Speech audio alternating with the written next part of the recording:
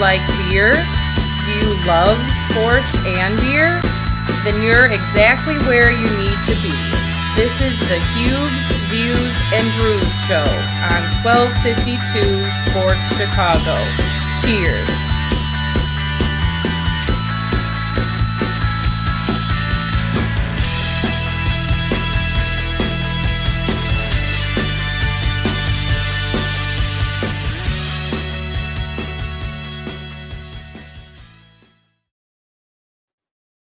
Hey everyone, how are you? You had a wonderful Fred Huebner with Hughes and Brews and show for you today. Couple of guests, actually 3 guests. We have Mark Potash from the Chicago Sun-Times will be joining us at about 7:15ish. Also, we have from Skeleton Key Brewery, Emily and Paul Slayton. We'll be talking about Skeleton Key Brewing here in Woodridge. I'm in Downers Grove, just a short, I guess, one of Fat Mike's drives from today. We'll probably make it to there, maybe a drive or two, a drive and a short chip. So we'll talk a little bit of beer in the second half hour of the show. I always have to have one when I'm doing the show. And I've said before, the nice thing about podcasts is you can actually drink a beverage while you're doing a show, something you can't really do when you're on regular terrestrial radio. So I'm drinking a beer very appropriately from Skeleton Key Brewing. It is a wonderful Scotch ale. Look at that. Comes right to the top. These Guinness glasses are perfect for this. It's a Scotch ale called Don't Blink, 5.7% alcohol by volume, and a tasty, one of the many tasty beers you can get at Skeleton Key Brewing. So we will discuss that a little bit later on. But we're talking some baseball, which is always a fun thing to do. A lot of fun for the White Sox. Got my White Sox apparel on again, as I usually do. The White Sox have won 4 in a row. They have won 6 of their last 7, and they just get done with a sweep of the Texas Rangers. Everybody should sweep the Texas Rangers, and the White Sox did. The Rangers actually came in with the first best pitching staff in baseball statistically, ERA-wise and everything else, but the White Sox handled them in the 3 games, got some good pitching. Dallas Keuchel pitched very, very well, and Michael Kopech with a very nice 10 strikeout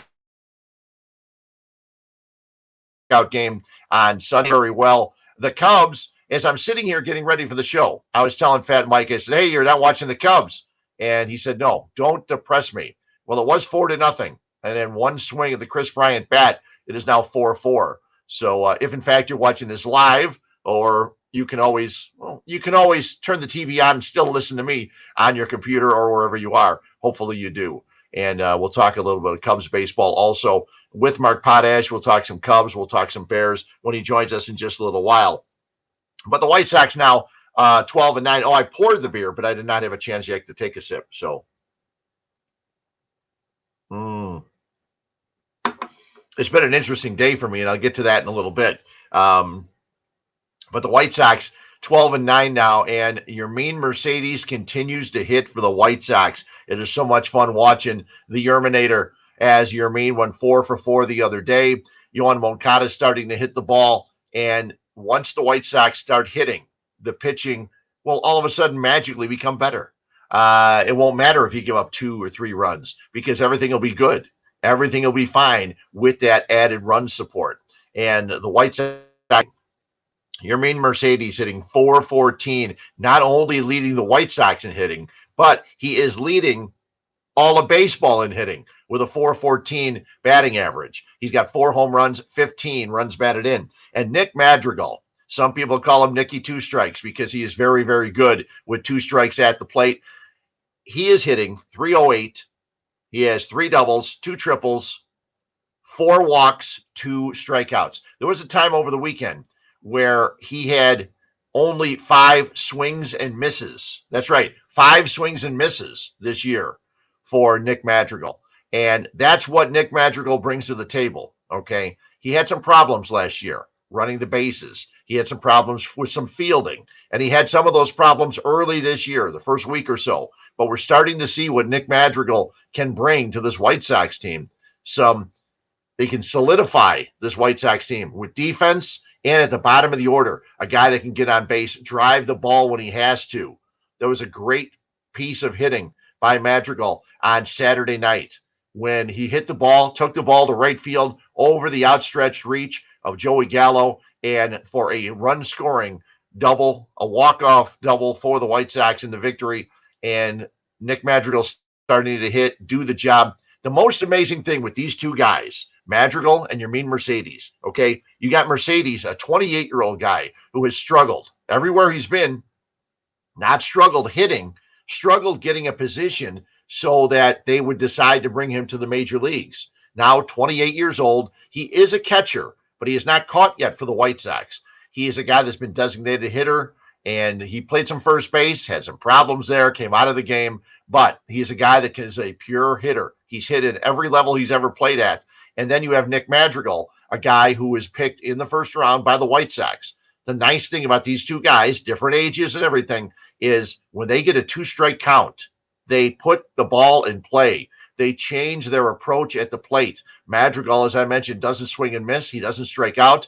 And Yermin Mercedes, he strikes out a few times. He struck out a few times. I think he struck out 10 or 11 times so far this season. But with 2 strikes, he doesn't worry about pulling the ball. He doesn't worry about hitting it, pulling it down the left field line. He doesn't worry about hitting it hard and on the pull side. He just wants to make contact. And in this day and age of baseball, making contact for a 28-year-old, getting on base and not striking out, not one of the 3 true outcomes, the strikeout, the walk, and the home run.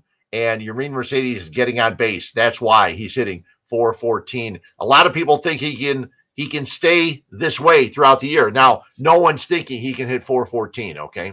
That's not one of the things that people are thinking. They don't think that's going to happen. But we'll wait and see exactly how well Yermin Mercedes does as we move forward. Also, Michael Kopech getting a second start.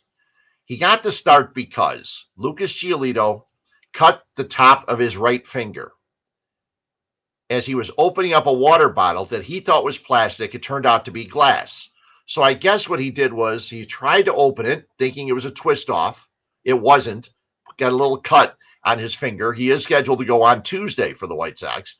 And we're listening to people say, can you believe it? They're actually saying things like my buddy Charlie DiNatale, one of the old-time sports phone guys out in California, talking about our 59 seconds and throwing a stay with us. Yes, Charlie, nice to see you. But people are actually saying there's a possibility that maybe he didn't hurt it on a water bottle. Now, my question is, okay, I don't drink a lot of water. I usually put mixes in it, so I can't drink straight water, but I don't drink any water that comes in glass bottles.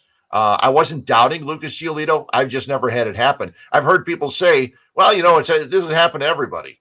No, I don't think so. It's funny the way that some baseball players get injuries. Remember a couple of years ago, Jose Quintana was out for quite a while because he cut his hand as he was washing dishes. A wine glass broke and he cut his hand on the wine glass. Now, a lot of the, I guess you say gentlemen or men in out there in the sports world said, what's Quintana doing washing dishes? Doesn't he have someone else that does that for him? I don't know. I don't know what people think happens like when you get a good job and you make a lot of money. Someone always does your dishes, washes your clothes. You don't have to do anything but play your game and make your money and sit back with your slippers and your smoking jacket. Who knows what they'd be smoking nowadays, but it's pretty funny. But Lucas Giolito not hurt bad enough. He should be pitching on Tuesday for the White Sox. I'm looking forward to that. But Michael Kopech gets a spot start, and Kopech strikes out 10, okay? He does a great job and strikes out 10. He had all of his stuff working. The Rangers never had a chance until Jonathan Stever came in. Stever, who has one of the best curveballs in the White Sox system, not in the big leagues, but in the rest of their minor league system. He's been pitching at the alternate site out in Schaumburg. He came in, faced 4 guys. They all got on base. 3 of them scored. And then they had to go to Garrett Crochet, who gave the White Sox 3 strong innings, which is exactly what they needed. Jose Ruiz wrapped up the final game of the Sunday series with the Rangers, and the White Sox get the sweep. A couple more things really quickly on the White Sox. You may or may not have heard me talking about Yasmani Grandal. Now, Yasmani Grandal is a guy that a lot of people, he was a desired catcher because is a great pitch framer. Now, in my opinion, pitch framing is going to go out once the automated strike zone comes in. The other thing that Yasmani Grandal does, right now he's hitting in 46 at-bats, he's hitting a blistering 130, okay? He has 2 home runs, and the reason that number stands out is he has 3 catcher's interference calls. Catcher's interference when he goes to catch the ball, his hands, his glove get a little too far out, and the batter hits the glove, first base, automatically, it goes as an error on Yasmani Grandal. He right now has more catcher's interference calls against him than he has home runs. That's not what the White Sox need. But there was a play the other day, Saturday night, Billy Hamilton, 7th inning, coming in for defensive purposes. He comes in, catches a fly ball, throws it home, and he nails the runner. I can't remember now if it was a fly ball or if he got it on a single. But anyway, he throws it home on the fly. Grandal caught the ball, which is key for him. Held onto the ball, which is the second key for him. Made the tag. White Sox out of the inning in the 7th, and they go on to get the 1-run victory. So, Yasmani Grandal's got to step up and do better. And one last thing on the White Sox. If you were watching the game the other night, Kyle Gibson going for the Texas Rangers. He was the pitcher. Luis Robert, it was a Saturday night game. Luis Robert was lost, absolutely lost against Kyle Gibson. He had no chance. He reminded me, and Cub fans, I'm not saying this just because I'm a Sox fan, but he reminded me of Javi Baez. All Kyle Gibson was doing was throwing him sliders down and away, and Luis Robert swung at everything. Struck out the first time. Struck out the second time. He had no chance. I tweeted it during the game. I said, Robert has no chance against Gibson. He came up the third time. First 2 pitches, sliders away, and he swings at him. He's got an 0-2 count. And then the maturation of a Luis Robert, what did we see? He took 1, 2, 3, 4 pitches, gets to first base on a walk.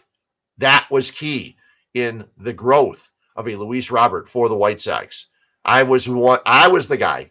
That's me. I was the guy that was questioning if Luis Robert is going to be able to make enough adjustments to become the hitter we all think he can be, the hitter we saw in the first half of the season in the 60-game shortened season last year. And I think that was one of the key at-bats for Luis Robert as we go forward in this season. So the White Sox off to a nice 12-9 start. It's a nice start now because they've won 4 in a row and 6 of 7. Before that, not as nice, but it's a very, very nice start right now. White Sox also with their number 1 in baseball in a stat that I've never quite grasped onto. The analytics people love run differential.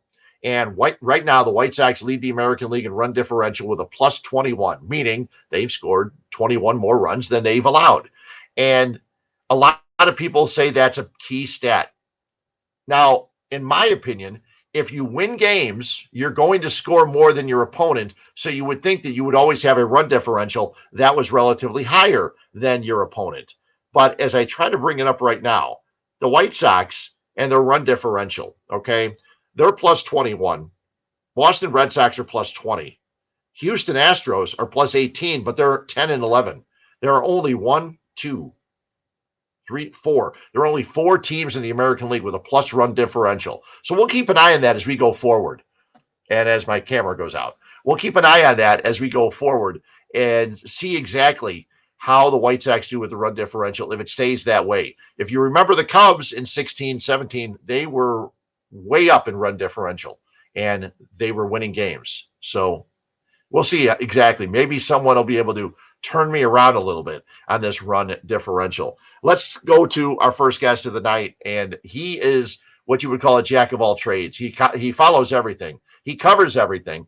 I'm not sure one day if he's covering the Cubs, if he's covering the Bears, or if he's covering the Blackhawks. We bring in Mark Potash from the Chicago Sun-Times. Mark, how you doing tonight? Good, Fred. How you doing? Good to see you. I'm doing well. Good to see you, too. We haven't seen a lot of people lately. We talk to you every once in a while on the radio, but I was looking the other day, and I know you were following the Cubs. What's your schedule for this week? Is it Blackhawks? Is it Bears draft? What exactly you be doing this week? I just was filling in for us on last week. I think it was Friday on the Cubs. But no, this week it's all NFL draft. It's the big week, and I'll be honest. I really missed the days when I was totally immersed in Blackhawks playoff hockey and missing all the draft stuff because I hate the draft. I don't like the speculation, and everything we're going through right now is just not my cup of tea. So the last few years, because the Hawks have obviously been down, I've been more involved in the draft, not to my liking, but that's unfortunate. That's the way it is. But so it'll be all NFL draft this week, and it'll come up quickly because we talked to Ryan Pace tomorrow, and then Thursday is the draft, and the Bears have a first round pick. So it'll be a lot more active than it's been the last couple of years. Let's put it that way. How exactly did you feel? Because I know you're one of the many guys that get a chance to have the questions to Matt Nagy, Ryan Pace, and earlier this year when it seems like they said they still have a lot of confidence in these two going forward with the team. Were they in a situation where they couldn't say any more, or do you think by them still coming around this year that the organization, Ted Phillips and George McCaskey, actually do have confidence in what these two can do? Well, I think they have confidence in him, but I mean, it's a similar thing with the McCaskies and Ted, with anybody, actually. You have confidence in your guy until you don't. They had confidence in Phil Emery until they didn't. I mean, right. That can change. Does George McCaskey having confidence in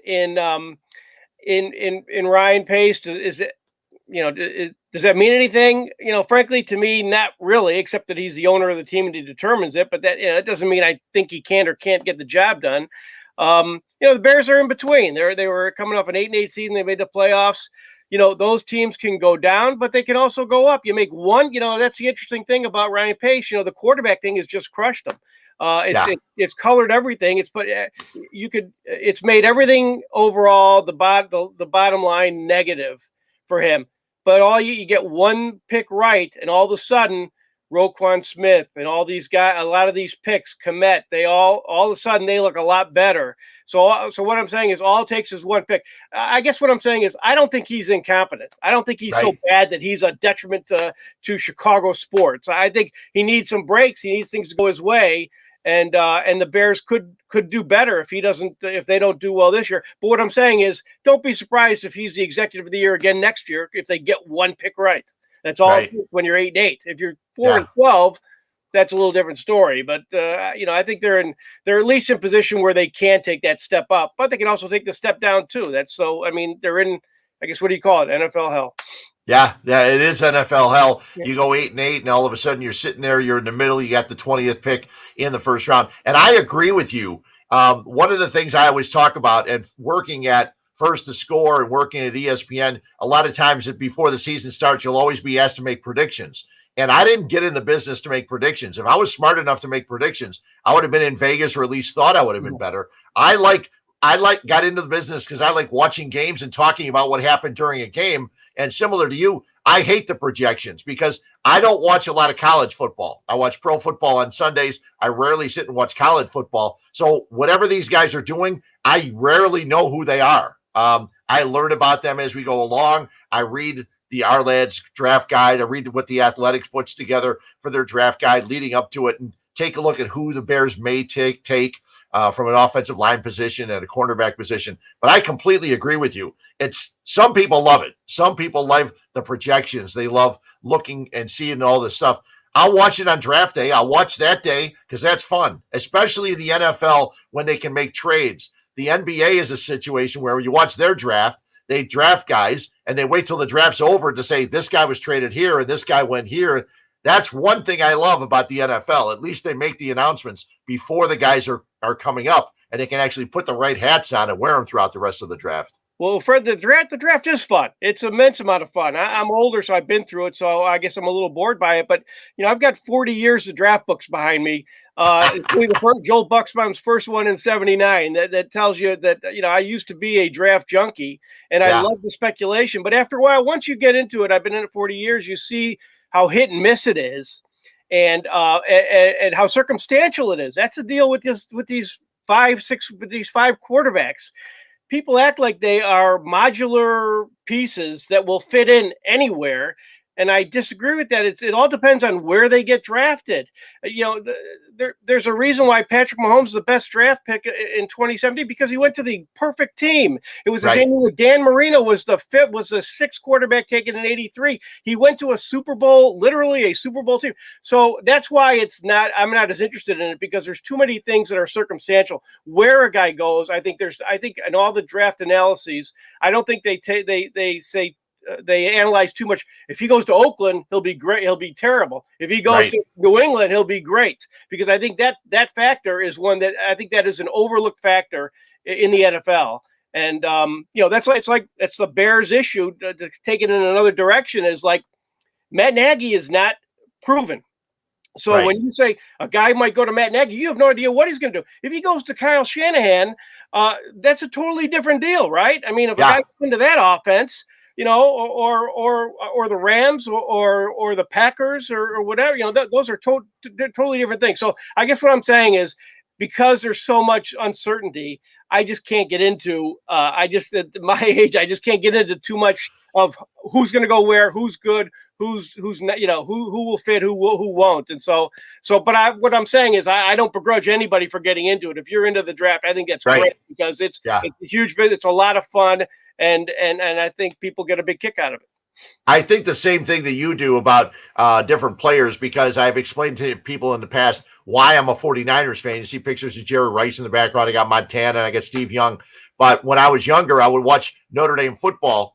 And because back then there weren't many other college games on TV. And when I watched Montana, became a fan of his. He got drafted by San Francisco, the perfect place to go where Bill Walsh could take him with his offense and do it. I've still heard people today on the radio. I heard people still saying how Patrick Mahomes should have been here with the Bears, not where he is in Kansas City. There's nobody in Chicago that thought Patrick Mahomes was going to come here as the Chicago Bears quarterback. They were all thinking Deshaun Watson before they were thinking about a Mitchell Trubisky. It's funny how everybody forgets that. And they said, they should have drafted Patrick Mahomes. Well, a lot of other teams knew if they knew Patrick Mahomes could have been what he is, that would have been great. But nobody thought the offense he ran in college would have worked here. And who knows how good he would be with the Bears. He would have been better than Trubisky. There's no doubt about it. But it's interesting that you saw in the Super Bowl, you saw what would happen with a mediocre or a flawed offensive line. All of a sudden, as great, as valiant as he was a 51 point something passer rating quarterback. That's what he'd be more often than not with a bad or mediocre offensive line. So I'm not saying that defines him. It certainly doesn't. And he was great in that game, even though his numbers were good. But what I'm saying is that just gave you an idea of just how fortunate he is to be on that team. Unfortunately, their offensive line, the dam just broke in the Super Bowl because they had too many defections and opt-outs and injuries. Yeah, a couple more minutes with Mark Potash from the Sun-Times. The other interesting thing, you look at it, and actually in the Super Bowl, they won. He played poorly for 3 quarters, maybe even into the fourth quarter, before he had some nice plays in the fourth quarter and led the Chiefs to the victory. So it is difficult. Obviously, it's not easy winning Super Bowls unless your name's Tom Brady, apparently. COVID strikes. I'm looking here on your computer. How often have you been in your computer doing your job and doing these Zoom calls? Because it's probably, I would think it's since last March, since last April, and you probably use your room a lot more in your office, a lot more than you've ever used it. Yeah, I have. I mean, it's been very unusual, especially for me. Again, because I'm older or whatever, but because it seems like the younger guys have acclimated to it a lot better. But sure. I'll be honest, Fred, I have I have very little interest in going to games. And in fact, the first game I covered from a Cub game I covered a couple weeks ago, I covered remotely from here. Okay. There were too many kind of hoops to jump through to get in, and then finally Friday I went, and it was very difficult and different, and the whole there's a lot of fun in being with people, even your competitors, whatever. Sure. In like the draft or whatever, or at press conferences after the season, whatever. It's almost a social thing and a work thing. And yeah, I definitely miss that. I can't wait until we kind of get back to whatever quote unquote normal. I fear that maybe some of these things will become permanent. I hope not. Some of the media access situations, and I hope not. But yeah, no, I definitely miss it. And I have to admit, my interest, my enthusiasm has waned over the last 2 years. For actually, even as a fan, I don't know how it is for most people because I don't talk to a lot of people, I guess, but I don't have the same interest watching these games, especially when there were 0 fans, and that did nothing for me. I think fans have a huge impact on sporting events, and in the NCAA tournament, in the NBA playoffs, in the Stanley Cup playoffs. I think a lot of things would have been different if there were fans in there. I think that took away a lot of the impact, and so I just didn't have the same interest, frankly. And I know a lot of people disagree with me on that. I mean, that's fine because younger people, with anybody, if you just like sports, like Cap, I mean, he likes anything. So, whatever, just wants activity, just wants competition. For me, I guess I'm a little more persnickety, and the without fans or with fewer fans, it just has not been the same. So I speak for how many ever there are of us in my generation, perhaps, that just really can't wait to get back to normal with, full houses. Well, I'll be 64 on May 15th. And the thing you said, I've grown out of wanting to go to games, okay? Because I got 3 TVs just the other side of this computer screen. And it's nice to sit down at 7:10 and watch the first pitch and actually pause it if you want to and run to the bathroom and grab a beer that cost, this beer did not cost me $16. I went to a Chicago Fire game, their first game at home at Soldier Field last weekend, or 2 weekends ago, actually. And it was great having 8,000 people there because there was a crowd atmosphere. Everybody was socially distanced. They were all away. You had room. You spread out. Even in your seats, you spread out. There was nobody next to you, not many people walking past you. And you got home quickly. You know what it's like leaving a Soldier Field after a Bears game when you got 63,000 people there. This was very comfortable. I'm really eager to see how it's going to play out when the NFL season gets here. Yeah, especially because, the NFL is just trying to, that's an issue in the NFL is getting people to more people to, get out to the stadiums because now they're making the stadiums like watching at home. They have these unbelievably huge screens in the stadiums now that are actually, I know I've been to the one in Dallas. It's literally distracting. If I want to watch the game, if I want to see what's going on in the field, I am better off while I am in that stadium. I am better off watching the big screen TV than I am looking down at the field. And it is very distracting when you're covering a game to watch. I'm sure. But the point is, they're trying to make everything like you're in a suite. Like when you're in a suite, they want it to be like you're at home. They're trying to make the experience like it's watching the game on TV because that has become, like you said, that's become such a comfort that more people are more likely to stay home. And especially now, if they can bet from their couch, they want to do that too. They want to make it. They want you to be able to. I think, right, to gamble while you're at the game, right? Yeah. Because they want it to be. So that is an issue. But I'll be honest. For me, I want a full. Whether I'm a fan, but especially as a reporter, I want to watch games where the crowd impacts the game. I guess that would be the best way of putting it. I think that's a huge factor. Home and road. Teams that like the Blackhawks, a lot of their winning on the road was huge for them. Sure. And it's not as much a factor now because it's all neutral now, and so to me it just has not been as enticing as a fan or as a reporter. One of the key things, and I have done Bears post-game shows like that on the radio and things like that, but one of the most amazing things is listening to the post-game interviews immediately after a game with Matt Nagy and then the quarterback being Mitch Trubisky or whoever it's been in the past. And that's one thing that I miss. Sure, that it's able to be done on Zoom and things like that, but it just doesn't, as you mentioned, they're not the same camaraderie, not the same guys firing questions and the head coach looking at the way things are working. It just sounds so weird. I can't wait to see if, in fact, it'll be able to happen again. But I think you're right. I think a lot of the sports are going to try and keep the media away, maybe even for another year, and keep doing the Zoom post-game interviews. Yeah, I hope not, because I think the dynamic is totally different, and it affects just the way they are conducted. It just has a huge impact for me anyway. Yeah. And plus there are no one-on-ones, and that's sure. Our whole business is developing relationships with people, and that's how you do it. You can't do it on Zoom. So it's convenient in some ways. but it's not advisable. It's not a good thing. It's not a good thing for our business. I think a lot of people would agree with me on that. Yeah. One last thing, and since we were talking about it, I know you don't like predictions, but if you're looking at it, I would think the Bears. There's 4 positions that there a possibility could take in the first round. They may move up, they may not, whatever. But you figure offensive lineman, cornerback because Kyle Fuller's gone, wide receivers come up because we heard they're shopping Anthony Miller, and quarter somewhere. Do you expect them? I know we're awesome, but do you expect them to stay at 20? Do you think things could happen because Ryan Pace has had is to move up away? And it seems like at this point, I'm not sure if he's willing to take that risk again where he's at right now. Do you expect them to stay at 20 and take that pick? And if so, do you think offensive lineman or cornerback? Well, Fred, I think first of all, I don't think Ryan Pace, I don't think he worries at all about what he did in the past. He would move up to number 3 again, or to number from 3 to 2 again. And in other words, He's not worried about what people think about. He doesn't worry about that people are just crushing him for the Trubisky pick. That doesn't affect what he does. It's not going to. Yeah, I'll be honest. I don't know what they're going to do, and I think that's kind of good. I think Ryan Pace, that's his one strength, is he's unpredictable, and you don't know what's going to happen. He could move up. What could happen is that they could be waiting to see. Right now it looks like 5 quarterbacks in the top 9 picks, maybe 10, maybe 11 or whatever.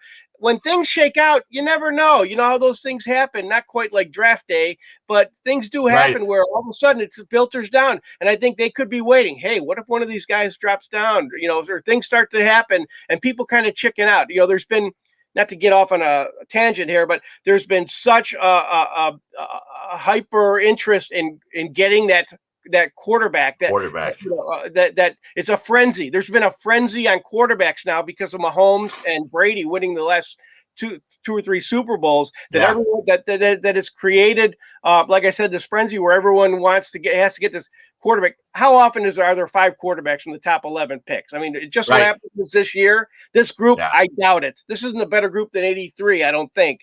And then had 6 in the top 28 or 27, whatever. So what I'm saying is, once it comes down to it, maybe a little bit of reality sets in. And my original point is that I think Pace is kind of waiting to see what happens. And maybe if something happens and he can jump up, he will. I can't predict that because I don't know how the draft is going to go. But I think that I'm sure he's leaving open that possibility that he can get up, depending on who he likes, who his guy is. And that's a whole different issue because, we know what happens when he likes his guy. Yeah. But I'd say overall, I think if it works out where the top 5 go in the top 11, he doesn't have a chance to move up. I think the best take the best offensive lineman you can. I think that's what they need. They need a first round offensive tackle, and we need 2 of them. Frankly, sure they do. Without Charles Leno, he's fine. I always say this: he's fine if he's your second best tackle, but right now he's their best tackle, and that doesn't quite work. So what I'm saying is they need tackles. They need first round tackles who who either can step right in or will eventually be starters. But that's tricky too. That's always tricky. I always talk about go back to the 2018 draft where they needed offensive line help.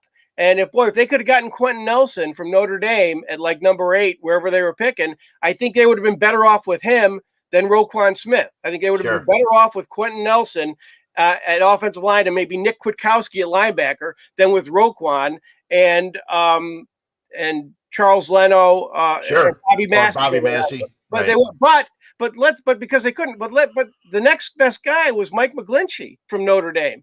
And I would say that would have been the wrong pick, to take him. I mean, they went to the 49ers, but I think they're better off. I think they're better off with Roquan than Mike McGlinchey. So my point is that's how difficult it is to figure out what you want to do, because one pick would have been absolutely fantastic. They were 2 picks shy, I think, or 1. I can't remember. Yeah, but I think it was just 1. Yeah. The other guy is still a starter. He's a starter on a Super Bowl team, whatever. He's good, but he's not he wouldn't have had the impact that Roquan Smith has had. So I'm saying that's how difficult it is when you get in that situation. Do you take the best guy or do you take what your need is? But I still think they still need an offensive tackle in the first round because, even if it's a guy like, remember this Garrett Bowles, the Denver, the guy who got torched by the Bears in week 2. He was like a total bust. Well, last year he was a legit. Well, he was a Pro Bowl. He was an All Pro. He didn't make the Pro Bowl, but he was All Pro. He's like their tackle, but the point is, he's a first round pick. He had that ability in him. When you take your Arlington Hambrights, maybe they'll hit, maybe they won't, but they don't have that same potential, I don't think, because just like Charles Leno, he's kind of reached a little bit of he's a 7th round pick who's overachieved, but he's hit a little bit of a wall. And so my general point is, I think they need an offensive tackle, and this is a deep draft. If you could probably get somebody pretty good in the 2nd round, so that could happen. That they say it's a deep draft. I don't know, but I'm saying to answer your question is, if they can't get the quarterback, my thinking would be get the best offensive tackle you can get, because the Bears' best hope with the quarterbacks they have right now is to build an offense that can make a quarterback because they don't have a quarterback who can make an offense. You got to go the other way. And the best way to do that is to get an offensive line that can run the ball and allow Matt Nagy to do what he does best, which he has not been able to do at all in 3 seasons. And so that's why I say offensive line would be my priority at 20 if they're still at 20 in this draft. Well, you're fortunate because Patrick. Answer to your question, I apologize for that, but that's fine. Yeah, but the point is they need offensive line help, I think. Yeah, Patrick Finley had his mock draft on Saturday in the Saturday Sports section. And for those who don't read the Sun-Times, I don't know what the heck's wrong with you. I grew up as a kid reading the Sun-Times. 2 years ago, I actually went to digital now. So I still read it online every day on the computer, on my phone, wherever. But I know that Patrick Finley did the mock draft. Between you, Patrick Finley, Jason Leisure, you guys do a great job. I can't wait for this Saturday's section with the first 2 rounds of the draft. It's going to be all kinds of fun. Mark, I appreciate you having you on. You'll be in that room, I'm sure, on Thursday, and it'll be very, very busy. We'll see what the Bears do, and we can't wait to read what Ryan Pace and Matt Nagy have to say after the picks. So thanks for coming on with me today. Thanks, Fred. I appreciate it, and I'm looking forward to it too, because that's the one good thing about the draft is you just never know what's going to happen, especially with the Bears. So it's going to be interesting to see, and like you said, it's going to be a lot. There's going to be a lot to write about. We'll say that. So anyway, there's no doubt. Thanks for having me on your show. I really appreciate it. No, thanks for coming on. Mark Potash from the Sun-Times. Great to have him on, talk a little bit of Bears. He's been following, if you read the Sun-Times, you get to see all the stuff that he's been following over the many, many years. So nice to have Mark on. The Cubs, by the way, trailing a little bit now, 5-4 in Atlanta. Keeping an eye on that, looking just past the computer screen and seeing the games as I have a tendency to do. I mentioned earlier that it was an interesting day for me. The last new cars I bought, my wife and I bought in 2012, I bought a RAV4, and for my wife, we bought a Scion XB. If you're downtown, and Scion XBs, they've used them as taxi cabs, really nice little cars. And now it's 2021. So I actually went and bought a new car. I bought a Mazda CX-30, the first new car I bought in 9 years. And it's a tremendous, nice little car. I got it home. I gave my RAV4 to my brother Barry. I gave the Scion XB to my brother Timmy. And now they have nice cars. I told them they just have to take care of them now and get the oil changed and get everything worked on. And hopefully they can drive them for another 100,000 miles. So it's been a fun day going to car dealerships and giving cars away and signing titles and all that kind of stuff. Hopefully I did everything right. And hey, listen, for 2 cars that were 9 years old, one of them had 99,000 miles on it. One of them 72,000. Not bad to receive a car like that. I'm not patting myself on the back. It was a nice thing for me to do. My brothers are very, very deserving, so it was nice to pass it along to them. We're going to talk a little more beer as I continue to take a sip from mine. And it is so good. We'll talk about that in just a second.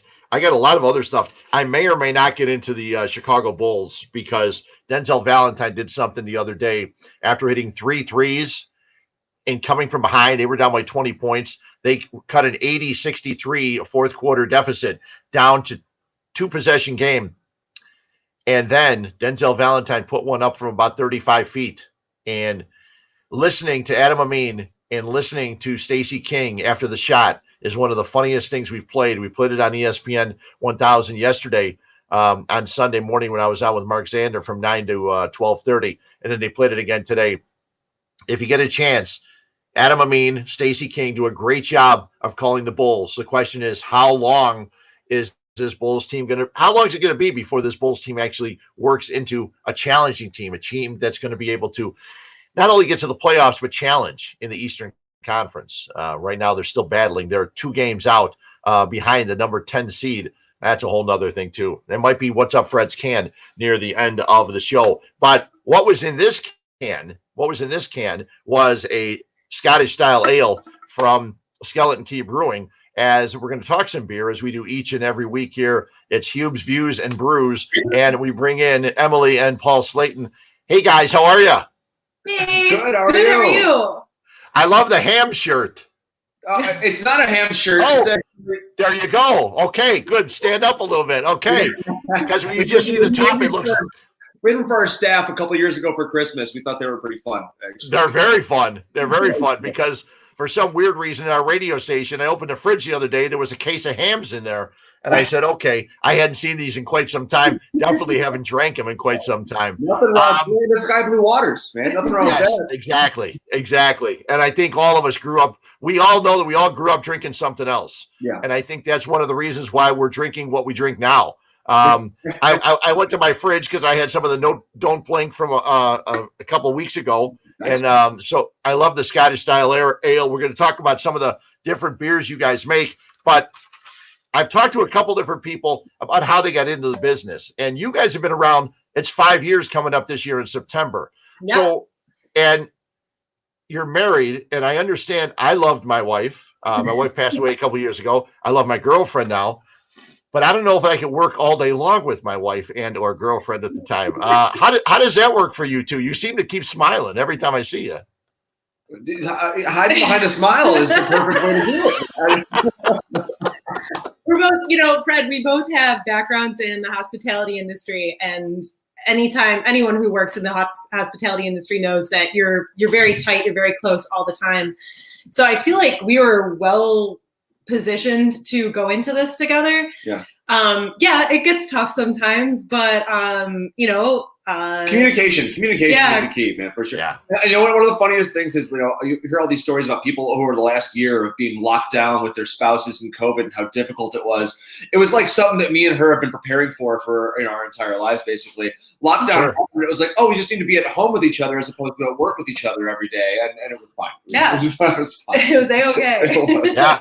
No, and the other thing, and 5 years ago, starting a brewery was a little different than it is starting it now. I mean, now you look at it, and from where I'm at right here in Downers Grove, you guys are the closest brewery to me. But then I have, Alter, Black Horizon, Miskatonic. Go a little bit further, you'll find a couple others. You got Goldfinger. There's so many of them from right where I'm at, and it's not unique for me now. It's pretty much anywhere you're at, you can find 4 or 5.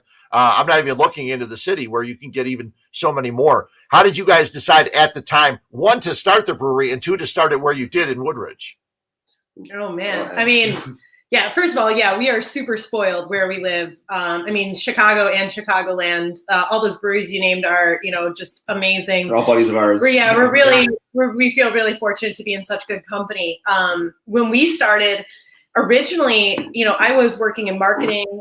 Paul was managing the Gauge downtown on Michigan Avenue. He was managing their beer program in the bar down there, which is a very busy gastropub. And my brother John, who's our head brewer at Skeleton Key, he was working basically in finance. So he was working at the Board of Trade.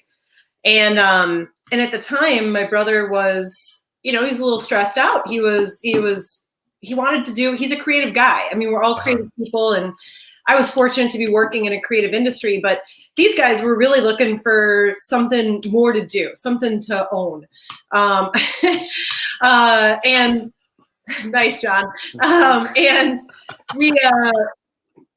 so originally, the original idea was that we thought, let's open up a shared use kitchen, which is like a commercial kitchen where food trucks prep their food and, caterers and stuff like that. And we were getting into it, and we realized that we just, it was a really, it was gonna be a really steep learning curve. And every weekend when we'd be talking about it, because we had started brewing beer together back when Paul and I first started dating, like 12 years ago now. And so John would come out from the city and we'd brew beer together and we'd be talking about this idea. And soon we realized that like we just didn't have the passion for the shared use kitchen thing to carry us through. And we thought, what if we could do this with beer? What if we could be that springboard for someone else's business through beer and also get to make kick-ass beer at the same time? Mm-hmm. And so we started looking into that some more. And that's how our incubator program was born. And so we've actually helped 3 breweries that are open or in the process of opening now get their doors open. They joined us for 12 weeks, learned how to brew on a commercial system, and then have now, so it's contributing to that whole beer scene that you're talking about. Sure. And at the same time, I think I was talking to my sister yesterday and I said, I think one of the most amazing things about this entire journey has just been watching my brother really grow into an amazing brewer. I mean, we were all home brewers and we worked at a brewery out in Colorado and, briefly, and we took classes at the Siebel Institute downtown, but he's really taken it and made it his own. And he's so talented. And we're so impressed by him all the time. And he's not just a brewer at this point, he's an engineer too. Yeah. Well, part of being a brewer is learning how to make all of these things work. John can take apart a boiler now at this point. Yeah. And it blows my mind. He's got Well, it's funny because I had talked years ago, and for those who don't know, my wife was a director of guidance at a high school at Hinsdale Central, and I had told her when I started getting into the beer, I said, I didn't go to college because I didn't want to take math or science ever again. And then I met some of the brewers down at Goose Island and realized they're all math and science guys. Yep. They're all guys. That's how you do all of it. Other than making sure that every tank is as clean as it can possibly be before you put another beer in it. That's the second most important thing. But it's amazing. And I'm glad you mentioned John, and I knew you would too, because it's nice that he's like actually in the background, but he's the superstar. Because when you walk in to Skeleton Key, there's 12 beers up on the window now, or there's 12 beers in your new edition, which we're going to talk about too. And it's great. And it's not a 1 or 2 beer thing. And when you guys first started, I think you started with 5 or 6, didn't you? Yeah, we opened our doors with 4. We had 4 beers. Okay. And then we eventually filled out 8 taps, and now we have 12. Yeah. Yeah, and it's great because when you go in, not only, and John, who poked up with a question and a comment, I've sat there with John and I've sat there with a lot of the other guys, and every time I walk in, I'm not 100% sure what I'm going to have. I know I'm going for one reason, but I may end up having 2 others and then walking away with the third one, which is a wonderful thing. Yeah, which is a great thing because there's times where I know, like, the don't blinks and cans. Okay, I'm going to buy that, so I don't need to get it here. I can have it at home. So I'll get something else here, which always works out perfect. How did you know? I know that I've talked to a couple other people in the brewery industry, and sometimes I walk into a place that has 12, and I'm saying, is 12 a good thing? Should you focus on just making 8 great beers, or sometimes you're pushing it? But with 12, you also get a chance to experiment a little bit, don't you? Yeah. One of the things, if I may, one of the things that we, wanted to focus on heavily from the get-go was that we wanted to have a good variety.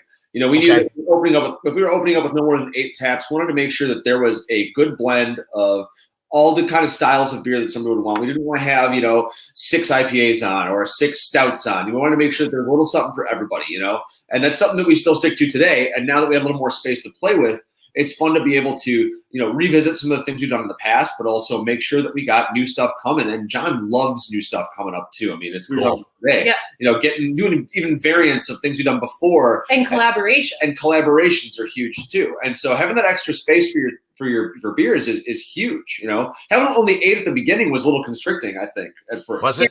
Yeah, we got to the point where we were growing out of our 8 taps and into kegerators. Yeah. And that's why when we opened up the new space, we were like, and even now, even with 12, we're already like, man, I wish we just had a couple more. Not even necessarily for beer, but because we've started doing a hard seltzer and we want to do cold brew coffee and stuff like that. But having 12, it's a good number. It allows us to do collaborations like the one we have coming up with Goldfinger that's coming out a week from Thursday. Okay. That's going to be a half of Weizen. That is phenomenal. We were tasting it a lot earlier. And then a week after that, we'll be releasing Joint Effort, which is our really dank West Coast IPA that we do with Miskatonic Brewing every year, every year. It's our second year. Right. Well, you'll keep doing it every year. Once you get to the second year, it can be an annual thing. Until then, it's not. Right. It's just an inaugural thing. You mentioned two things that I want to make sure we get into, because you mentioned collaboration. We'll do that in a second. But if anybody goes to your website, it doesn't just say brewery. It says craft microbrewery, brewery incubator, and learning spot. So it's like you couldn't do just one. You guys had to jump in with with both feet from both of you. The incubator things make sense because you took people, and I know that you and I don't know if you still do, you can tell me, but I know you had classes there all the time and people were able to do stuff. But how did all the other stuff work out? Was that one of the original things you wanted to make sure you did? And I don't want to say why, but why? I mean, it's like, you would think that, okay, let's do this. Let's be really good at this. But I don't want to say you spread yourself thin, because what you're doing is all great, but it was a lot for you guys to take on. It is a lot, but I think that we have found a good way to balance it. We sort of eased into it at first, and now we had just about hit our stride, and then COVID was like the big Sure. But Paul and I, the learn and spot thing, the incubator is part of that, but also we teach other beer classes. And the cool thing about that is that in our beer classes, like when we do beer styles, for example, we actually invite brewers from other breweries in to talk. So they do like a third of the work for us, but okay, also to help us sort of spread the love and just say, hey, we don't do big, heavy, thick pastry stouts. So if we're going to teach a class on that, we want someone to come in and talk to the students that actually, does this on a regular basis. So it's allowed us to also strengthen relationships within the industry, and also introduce, our patrons and other people to these, rock stars of brewing, these local rock stars of brewing.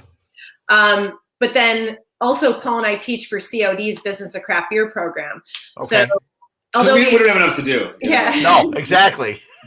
I was glad you were able to squeeze me in. Well, right now we just finished a craft beer class through COD a couple weeks ago. The class that we teach the most often, that Paul and I teach together, is the front of house class. And that's something that we have so much experience with that it's almost just second nature. Like, it's sort of just telling people how we do what we do. And in our minds, it's sort of a rising tide lifts all boats sort of, philosophy, where we're like, shit, when I go to a brewery, I want to get good service. So why not help people learn how to give, good service, how to, deliver the service that we try to deliver at Skeleton Key every day, which we think is pretty top notch. And we've watched a lot of those students go on and have really successful careers in the industry. And so that's, I don't know, there's something really cool about it. It's a differentiator for us in a crowded market, but it's also just a way for us to be even more connected to the industry. Well, and we know exactly, there are tons of people that helped us out too at the beginning. Sure. We know what it took to get to where we are now, and we still think about those people all the time. And for us, it's sort of like Emily said, it's sort of, paying it forward. We want to make sure that we are able to help people, achieve their dreams and do it right too, because there's nothing, it's tough when you're out on your own and you don't know what to do, and you think that no one wants to help you, but there are people that want to help you out there to be the best that you can. Well, and as you said that, I've been telling people for the last 3, 4, 5 years about collaboration beers, and this is the only industry that I've ever experienced where everybody wants the other guy to succeed. And rarely, I mean, when you were in the restaurant business, the restaurant across the street didn't care if you succeeded or not. If you didn't, they'd come to their place. But in brewing, everybody wants the other people to succeed. The collaborations are wonderful. Every year, there was 2 years ago on Valentine's Day. I think it was 2 years ago, right? You did the collaboration with the four Yeah, and that was awesome. I mean, that was great because you also sampled. I sampled all four and then bought the four pack and brought them home, and they were all wonderful. But that's so amazing, I think, in the industry and the fans, the beer guys, John and a lot of other people who were there all the time. We enjoy the hell out of it because we get to experience sometimes other stuff, and then maybe we don't get a chance to go to other places, Miskatonic and Goldfinger. I mean, I stop at those quite often, but then there's also, you get Riverlands and you get other people involved in that kind of stuff. It's a bizarre industry, and I try to explain it to people, and they don't understand. They go, that can't be. I said, no, it is. It's amazing, and everybody is truly upset when something doesn't work. Yeah, everything. It's wonderful. The camaraderie in this business is incredible. I always say, you're not going to get very far in the craft beer industry if you're an asshole and nobody likes you. Everybody gets along so well. Everybody works together and they want you to succeed. You just Goldfinger and Miskatonic are just the two most recent that we've done, brews with. But we've been doing it for a long time, and we've got a lot of friends out there that we respect the hell out of and we love working with. And just even the idea of doing a collaboration brew day is, it's work, but it's also a day for us to get to hang out and talk. Yeah. I mean, we're all so busy, so we get to hang out and talk and actually collaborate and drink beer with each other. It's a blast. It's fun for all of us. Yeah, it's one of those things where it's like, if you're confident in the product that you're putting out, why should you be afraid of what other people are putting out? Why not? Why not bring those minds together? I think it would be so cool if restaurants did collabs where you could have like so-and-so's spin on like this other dish, in a different cuisine. And that's sort of how it is with beer, like Goldfinger focuses on lagers and we do lagers also, but Tom he was looking at doing a Hefeweizen, and we haven't done one, but we get asked about it all the time. And we were like, yeah, let's join forces and put our brains together and creativity to do this. So it's fun. Yeah, no, it is. Here's my question. One of my questions, and you're the first people I've asked this to, and I don't know if you're going to have a good answer. I like guitar instrumentalists. I like Jeff Beck. I like Joe Satriani. And I always wonder, how in God's name do they come up with the names of their music? Because there's no words to it. How do you guys come up with the names for the beers? Because it seems like I've never run into people who have the same names for beers, but there are other people making Scottish style ales, or other people making, I don't think anybody makes a migratory, but how did you get migratory out of, the coconut golden ale you have? How does all this happen? We do deep cuts of pop culture references. Yes. So we take pop culture things that mean a lot to us, that we have a personal relationship to, and then we go really deep with it because we know that way no one else is going to have that name. Gotcha. And then also it's meaningful to us, but there's something evocative about it for other people. Yeah, 90% of our beer names are a reference to something that we love, and we're kind of nerds at heart. So there's a lot of Migratory, for instance, is a toasted coconut golden ale. It's our single most popular beer. We named it Migratory as a Monty Python and the Holy Grail reference because coconuts migrate, So Migratory just seemed natural. It was one strong, solid word, and it was a great. I think it's a great name for a beer, which is become our single most popular beer. It's kind of crazy, but yeah, everything we name stuff after the stuff that we love and stuff that people, if their ear is attuned enough, they might catch on to it. Yeah, people are delighted when they get the reference. Don't Blank on the Scottish ale is probably it's probably the most surface reference that we have because it's definitely a Doctor Who reference.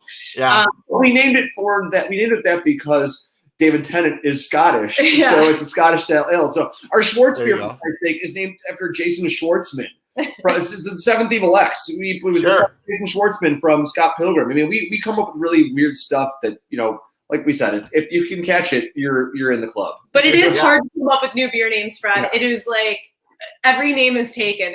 We were right before we came here. We were at Pierce Tavern, just enjoying the sunshine, having a drink outside, and we were trying to come up with a name for the Hefeweizen. And that is what we did for an hour before we joined you. Yeah, I actually went to Fuller House last week, and I asked for 3 beers. Unfortunately, one was warm, one was just switched, and I ended up going with with a Zombie Dust 3 Floyds because some of the other stuff wasn't ready and things like that. But Pierce Tavern and Fuller House, it's great when you walk into a place and they have not only other beers and different places, but also local beers, and it's so great. They had to flip they were just replacing the Goldfinger Lager and some others. I said, I can't wait. I need one now. So I got a cold Zombie Dust, and I was good. So yeah, okay, that's interesting that you did it that way. Il Gufo, explain that one really quick. Oh, jeez. Oh, Il Gufo is the one thing that is not a pop culture reference. It is okay. I hit the one. It is 100% my brother John. No, but it has a good story. We if you've ever, I wish I could share a picture of him right now. Oh God, if he was watching right now, he'd be commenting already on your Yeah, screen. he would be commenting. Okay. But he so if you ever see a brewer, a tall, skinny brewer in the back of our brewery, it's my brother John, and he always wears this gold chain with an owl pendant, and it's like a gold owl with ruby eyes, and it's like it's gaudy. It's gaudy. Okay. And the reason why it's gaudy is because it was our grandmother's, and when she passed away, a while, like years ago, but it was only a couple of years ago that we had all our jewelry, and we just never felt comfortable, dividing it up. And then on his birthday, my sister was like, hey, we should split this up. And she meant just me and her. But my brother went over and grabbed a gold chain and grabbed the owl pendant and just put it on and just started calling himself the Owl, and has been trying to make it be a thing. Like he refers to himself as the Owl, and he tells people that that's what he's known as. He's not known as that except in his own mind. So Il Gufo, without the second L, Il Gufo means the owl in Italian, and our grandmother was Italian. And so we made the Il Gufo because it was a little more, I don't know. Licensed to Il Gufo. Yeah, like licensed to Il. So it was making it like a little bit edgier. But that owl that's on the front of the can, that is exactly what the necklace looks like that he wears. So it's, cool. Yeah. Okay, one last thing, and this is because the people that have been to Skeleton Key before COVID, and then hopefully the people that actually ordered online and had curbside delivery when Paul came running out with a 4-pack here and a 4-pack there, they may not know about your new edition. And I stopped there a couple weeks ago before it opened, and I came by the other day on a Friday at 3:30, and amazingly, there was no place to sit, which was bizarre. But how that space, I know you guys are working on it for a while, and it's not done yet because you're still going to have some outside seating too, aren't you? Yeah. As soon as lumber prices go down a little bit, we can afford to put in the patio. Yeah. That's been thanks Midwest. We're looking forward to putting in a patio. We're gonna expand the outdoor space that we have right now because we have this beautiful glass roll-up door, and it's meant to introduce that indoors, outdoors, and vice versa. And part of our issue is we did sign a lease for our expansion on March 8th of last year. Oh, so God. 9 days before lockdown and the world shut down. So it's been a first year, to say the least, And so there was some stuff that kind of had to be put on to phase 2, as we're calling it. So that's part of phase 2. And I know that now outdoor is so important, and it's something, some people are still only comfortable being outdoors, and that totally makes sense. So we're doing our best to accommodate that, but hopefully later this summer, but at the very worst, next year, 2022, we'll have a full wooden deck out there, and it'll be really cool because then we'll have some frontage on Lamont Road, and it'll be nice. It'll be nice to have a permanent outdoor space. It'll be great. And I started the whole interview by talking about that you guys started September of 2016. So this will be 5 years. I know it's tough to make 5-year plans because you're not sure how everyone's going to gather, but I'm sure that's what you guys are doing right now, right? We're thinking about it heavily. I mean, a lot we're thinking about, trying to figure out how to do it safe, and just make sure that we, got a good event for ourselves. Yeah. Yeah. The year before, we had done a big outdoor celebration, and we were hoping to make that be an annual thing, and that would have been like our big. So now we're just looking at some cool beer releases and hopefully a gathering, but we're only going to do it if it feels right.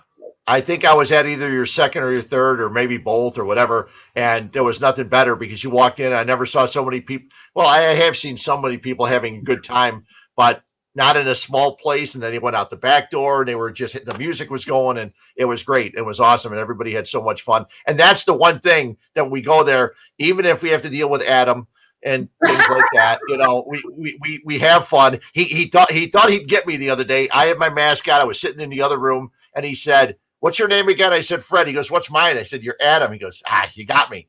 So, plus anybody, I'd say that there's 3 people that helped me get into craft beer because I was the Miller Lite guy. I was whatever. And slowly but surely I got into craft beer. Justin Maynard, who used to be the president of the Illinois Craft Brewers Guild, Vicky Reed, who's now working with you guys, and Chet Brett. Those are the 3 people. I give them credit for introducing me to almost everybody.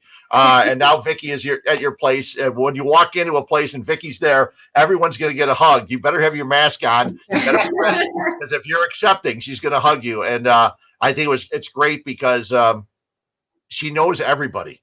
Yeah. Between her and Chet and back in the day, Justin, I mean, they knew everybody, and it was nice that they introduced me to people. And the last thing, I just thought about this today. The first time I was at Skeleton Key, my wife had bought 2 Groupons. And so the Groupon was good for 2 flights of 4 and a discount, I think, on a growler. And I think I still have the growler somewhere, the bottle. And we went with another couple who was also beer fans. And my wife didn't drink much beer. She took a sip out of one. So I tried my 4 and then her 4. So I said, I got to come back to this place. This is awesome. So, yeah, it's been great ever since. I'm glad I was able to get you guys on. You were definitely going to be high on my list. And we will see you very, very soon for a few more. And I still have a few more Don't Blinks. And I still have a couple more Professor Murders who not many people still have any of those. And they still hold up very, very well. So, yes, they're in my fridge. And I can't wait to crack another one of those open. So thanks a lot for jumping on in tonight. You guys have a great night. Thank you, Fred. You too. And thank you, Mr. Jacoby, for being there as well. Yes, he's always there. I got to run into him again, and sometimes it's hard to recognize him with a mask on. So, okay, we'll talk to you guys soon. Thanks so much. Take care. Okay, Paul and Emily Slayton, and they do a great job over at Skeleton Key Brewing. If you get the chance to go, if you've been there before, the odds are you're going to head back soon. If you have not been there, it's right down Lamont Road, 80. I think the address, I even wrote it down, 8102 Lamont Road. It's between 75th Street and 83rd Street, and it's a great place on the west side. It's an industrial area, and a lot of breweries are in industrial parks, industrial areas, and things like that. You'll find Hailstorm. You'll find Metal Monkey in Romeoville. You'll find all these places in those. Not all the places are like Nick and Ivy right in the middle of downtown Lockport. So it's very, very cool, but sometimes you got to search for them. And I remember the first time that I went to one of the breweries in Wheaton and couldn't find it. It was dark. It was crazy. But when I found it, once I got there, they opened the doors. It was heaven. Beer, food. It was amazing. So that's why when Fat Mike said, are you interested in doing a podcast? I said, it'll be sports, but it's going to be beer too, because I love all these people in the beer community. They do a great job. Customer service, as Emily said, customer service is so important to them, and they do a great, great job. Each and every week, I try to hit on some things that really get under my skin. Or could you say, what's up, Fred's Can? That's what I say.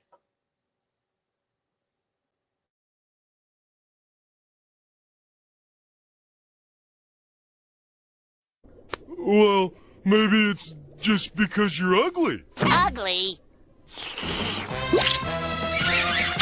You gotta be kidding me. Oh, come on! Time for What's Up Fred's Can on 1252 Sports Chicago. There are 2 things that really have been bothering me on a daily basis. You can just ask me, hey, what's up, Fred's Can? And there's usually going to be something. I apologize. Something always rubs me the wrong way. Okay. Baseball rules. Madison Bumgarner had a 7-inning no-hitter, but they're not counting it as a no-hitter because it was only 7 innings. Well, it was a 7-inning doubleheader, so he could only go 7 innings. There was no reason for him to go the 8th and 9th. If Major League Baseball says, listen, we're going to play 7-inning doubleheaders because we don't want our pitchers to get used too much, then if you throw a no-hitter for 7 innings, it should count as a no-hitter. And I think it counts for everybody else except for probably the record books. if you're Madison Bumgarner, you're going to say, I threw a no-hitter. And granted, sometimes hits are given up in the 8th inning, the 9th inning. But this is Major League Baseball nowadays. They put a runner at second base in the 10th inning. And we were talking about, I was listening to Waddle and Sylvie earlier today, and Sylvie brought up a great point. He said, listen, if you have a runner at second base and he scores on a error or a sac fly, you still throw a no-hitter. You know, how's that count? Well, a run scored. You don't give up any earned runs. You don't give up any runs as a relief pitcher, but the run scores and you lose the game. It's crazy what baseball's doing to speed up the game. If you're a diehard baseball fan, you don't care if the game's 2.5, 3.5, 4 hours. You just want your team to win. And, you know, putting the ball in play more often, a wonderful thing. But if you pitch a no-hitter for 7 innings, in my mind, you threw a no-hitter.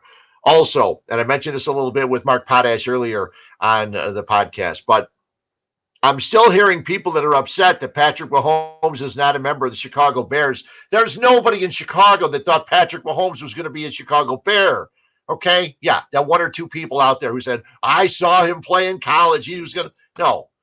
They wanted Deshaun Watson. And what if Deshaun Watson was your quarterback right now? We'll leave it at that. Okay. Also, the same people that are upset that Fernando Tatis, who hit 5 home runs over the weekend in a 4-game series with the Dodgers, as the Padres, I think, took 3 out of 4 in that series. Yes, Fernando Tatis is really good. He's on the cover of MLB The Show 21, which I have and I've been playing. Okay, I still can't figure out how to get your mean Mercedes on my franchise mode. I'll figure it out eventually, I guess. But the White Sox needed a guy that can give them innings, and they wanted to get James Shields because John Danks sucked. Okay, John Danks was brutal. And they traded a 17-year-old Fernando Tatis because they knew he was 3 or 4 years away from the big leagues. And they traded him away. And now Fernando Tatis is one of the best players in Major League Baseball. And the White Sox look bad. Sure they do. But the White Sox have done enough other things, bringing in Eloy Jimenez, who hopefully will be around at the end of the season, bringing in a Luis Robert, going out and making trades for Lucas Giolito and Michael Kopech, and drafting Nick Madrigal and things like that, keeping a Jose Abreu. They've done so many things that puts them as a team that has a good chance to win this season. And I'm going to tell you, I wouldn't usually tell this story since I mentioned John Danks. And if my buddy Pete is listening, he knows this. And a lot of other people, because I've mentioned it before. My mother passed away about 4 years ago, and we could not get in touch with her. She was living in a place in Downers Grove, and my sister called me. She goes, I can't get in touch with Ma. And my mother would watch the White Sox games religiously every night. And she would have, at the beginning of the season, my sister put together a list of the new players so she knew who everybody was. And she'd have the list next to her, and she would have a schedule. And every single day, she would write down win, loss, things like that. So my mother passed away as she was watching White Sox baseball. And the paramedic said, it looks like she was just watching the game, put her head back, and passed away. When we went into the room, I looked at my brother. The White Sox had a 4-0 lead in the game that day against Minnesota. And John Danks was on the hill for the White Sox. And John Danks gave up the lead. Like, immediately gave up the lead. So I looked at my brother as we were standing there waiting for the coroner to get there, waiting for other people to get there, waiting for someone to take my mother's body away. And I looked at my brother and my 2 brothers. I said, damn, John Danks killed Ma. She was watching the game. They had a 4-0 lead, and he gave it up. She probably threw her head back and said, come on! And that was it. Thank goodness they got rid of John Danks eventually. But then again, they got James Shields and traded Fernando Tatis. But I'm over that. I don't have a problem with that. Thanks a lot to Mark Potash of the Sun-Times for jumping on. Again, don't forget, later on this week, keep an eye on the Sun-Times. Patrick Finley, Mark Potash, Jason Leisure. They do a great job covering the Bears. They'll be all over the draft coming up. And the Saturday sports section of the Sun-Times is amazing. They've done such a great job the last couple of years. I'm hoping to get Brian Sandalo, who does the Chicago Fire reporting, on the podcast. He just started one with Dan Santamarita. So they're doing one for Chicago Fire Soccer and Red Stars Soccer. Hope to have him on. The Fire lost 3-1 the other day. there's not much more to talk about with that. They'll have to get a victory, and then I'll talk about them. And also thanks to Paul and Emily from Skeleton Key Brewing. Thanks to Fat Mike. Thanks to all the guys from 1252 Sports Chicago. As we do podcasts throughout the week, catch the Grobstein and Schuster Express. They do it on Sunday. Fat Mike coming up usually on Wednesdays. You got all of them. You got Angelo. You got Turtle. You got all kinds of guys. And check it out because we're having fun and we're doing it. And hopefully you enjoy it right here on 1252 Sports Chicago. Thanks a lot for tuning in, and I will see you guys next Monday right here on 1252 Chicago Sports, Huebs, Views, and Brews. Thanks a lot for tuning in.